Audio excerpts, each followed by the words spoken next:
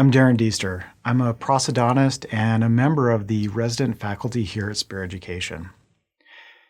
In this team meeting, we're going to talk a little bit about complete dentures, some of the problems that our patients have with complete dentures, and then look at some of the treatment options for problematic lower complete dentures.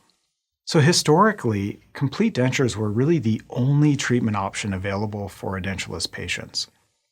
As a matter of fact, dentists would frequently advise patients to have all their teeth removed while they were still young and strong and healthy, and as a result be most able to heal following the extraction procedures and ultimately and hopefully adapt to the new dentures. Lots of patients had their teeth removed in their 20s and then went on to live through adulthood with complete dentures. Some of these patients did remarkably well with their dentures. Others, well, they had a little more trouble. You may have heard stories, or maybe you even know someone who only wears their dentures for special occasions, leaving the dentures out for most of their everyday life, including things like eating. Well, it turns out that successful patient outcomes with conventional complete dentures rely not only on technical skill of the dentist and the dental technician, but also the patient's individual ability to adapt to their denture.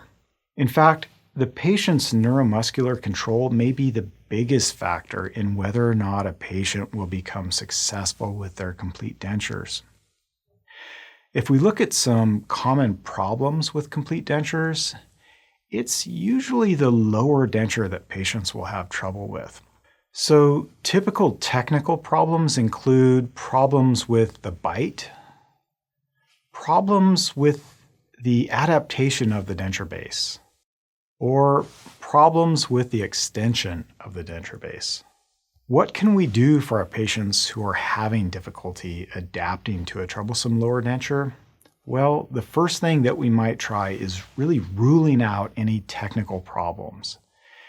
If the problem with the denture is the result of a problem with the adaptation or the extension of the denture base, well, we could attempt to reline the denture. If the denture is adapted well, though, but it's still too loose or moving too much for the patient, we might try something like denture adhesive. Well, what if all the technical problems with the denture have been ruled out? These are cases that can really benefit from dental implants. And we can use dental implants in a lot of different ways.